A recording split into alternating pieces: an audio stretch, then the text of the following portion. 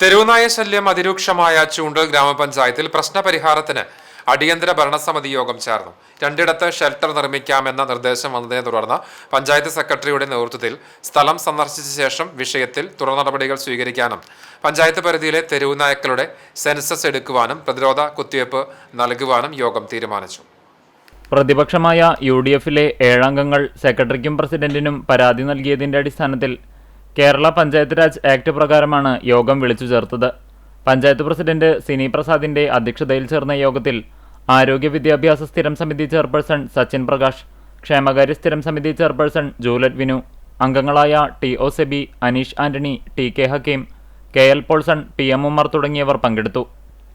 ചിറനെല്ലൂരിൽ പാറന്നൂർ ചെറിയോട് ചേർന്ന പഞ്ചായത്ത് അധീനതയിലുള്ള 12.5 സെന്റ് ഭൂമിയിൽ ഷെൽട്ടർ നിർമ്മിക്കാമെന്ന നിർദ്ദേശം സച്ചിൻ പ്രകാശ് യോഗത്തിൽ ഉന്നയിച്ചു. എന്നാൽ തൂവാനൂർ റോഡിൽ പാടത്തിനോട് ചേർന്ന് 28.5 സെന്റ് കരഭൂമി ഷെൽട്ടർ നിർമ്മാണത്തിന് വിട്ടു നൽകാൻ തയ്യാറായിട്ടുള്ള സ്ഥലമുടമയുടെ സമ്മതപത്രം അനീഷ് ആന്റണി യോഗത്തിന് മുമ്പാകെ അവതരിപ്പിച്ചു. 2 നിർദ്ദേശങ്ങൾ വന്നതിനാൽ പഞ്ചായത്ത് സെക്രട്ടറിയുടെ നേതൃത്വത്തിൽ സ്ഥലം സന്ദർശിച്ച് ഉചിതമായ തീരുമാനങ്ങൾ കൈക്കൊള്ളുന്നതിന് യോഗത്തിൽ തീരുമാനമായി.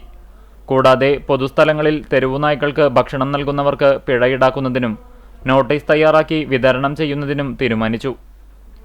തെരുവുനായ്ക്കൾക്ക് ഭക്ഷണം നൽകുന്നതിനുള്ള ഫീഡിംഗ് പോയിന്റുകൾ കണ്ടെത്തി അറിയിക്കുന്നതിന് വാർഡ് മെമ്പർമാരോട് നിർദ്ദേശിച്ചു.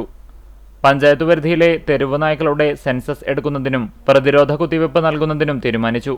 സ്കൂളുകളിൽ കുട്ടികൾക്കും രക്ഷിതാക്കൾക്കുമായി ആക്രമണ സ്വഭാവമുള്ള മൃഗങ്ങളിൽ നിന്ന് എങ്ങനെ രക്ഷപ്പെടാം എന്നതു സംബന്ധിച്ച് ബോധവൽക്കരണ ക്ലാസുകൾ സംഘടിപ്പിക്കുന്നതിന് തീരുമാനിച്ചു. വീടുകളിൽ വളർത്തുന്ന നായ്ക്കൾക്ക് ലൈസൻസ് നിർബന്ധമാക്കും.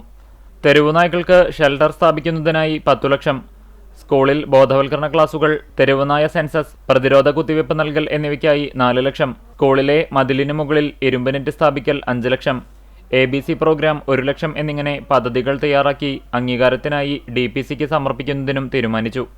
തൂവാനൂരിൽ ഷെൽട്ടർ നിർമ്മിക്കുന്നതിന് സ്ഥലമുടമ നൽകിയ സമ്മതപത്രം അനീഷ് ആന്റണി സെക്രട്ടറി MC മാറ്റ്ലിക്ക് കൈമാറി.